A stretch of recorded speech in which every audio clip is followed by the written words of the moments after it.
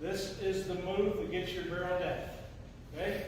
If you've got a pull, this end is going to probably hit you in the cheek. Okay? This hand you need to like make a muscle. You don't want to over tense it, but you can't let this hand float around.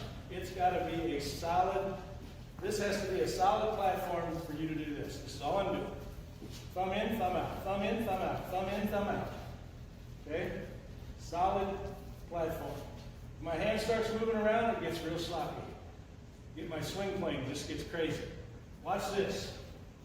If I get a high pitch and I'm doing this properly, both the knob and the barrel will go right through the ball.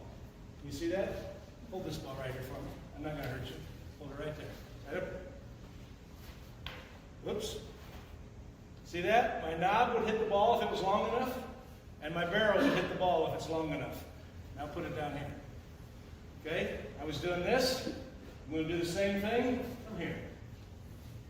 My knob and my barrel both would go through the ball.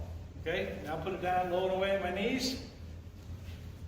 Okay? Now, what's critical here, and you probably haven't noticed it, is my hand has never moved from my shoulder. It's right here at the high pitch. It's right here on the middle pitch. It's right here on the low pitch. I can't let this hand get sloppy. That causes length in your swing. From the time we're young, we're learned to do things with our arms. We're sitting at the dinner table. We want the salt, we reach for the salt. We want the ketchup, we reach for the ketchup. Okay? I have to get you to understand that your arms are the enemy in the swing. We cannot let our arms get active in the swing. Okay? This turn of the barrel is a very true swing plane. You see that? It's very true. If my hands get active, watch this.